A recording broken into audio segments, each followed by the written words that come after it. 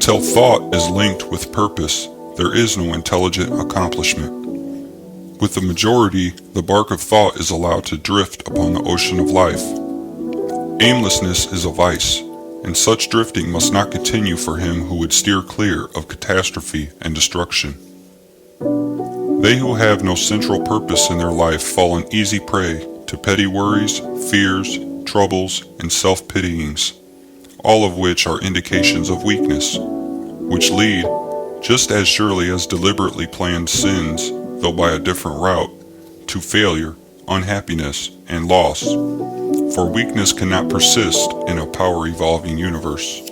A man should conceive of a legitimate purpose in his heart and set out to accomplish it.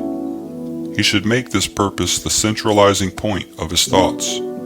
It may take the form of a spiritual ideal, or it may be a worldly object according to his nature at the time being.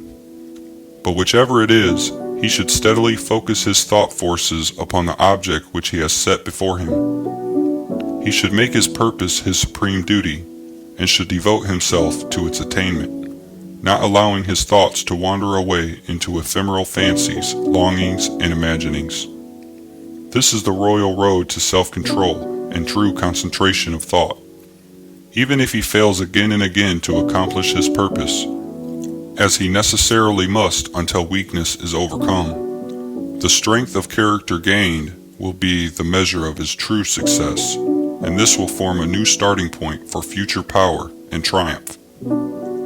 Those who are not prepared for the apprehension of great purpose should fix the thoughts upon the faultless performance of their duty, no matter how insignificant their task may appear.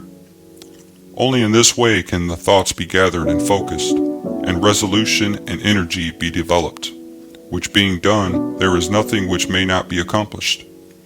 The weakest soul, knowing its own weakness, and believing this truth, that strength can only be developed by effort and practice, will at once begin to exert itself, and adding effort to effort, patience to patience, and strength to strength, will never cease to develop, and will at last grow divinely strong.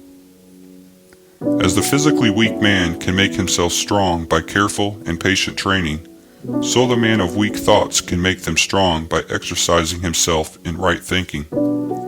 To put away aimlessness and weakness, and to begin to think with purpose, is to enter the ranks of those strong ones who only recognize failure as one of the pathways to attainment, who make all conditions serve them, and who think strongly, attempt fearlessly, and accomplish masterfully.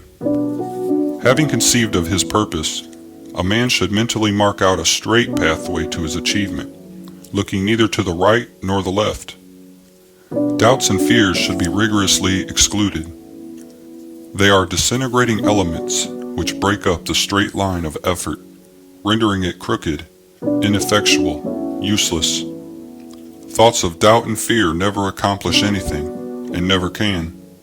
They always lead to failure.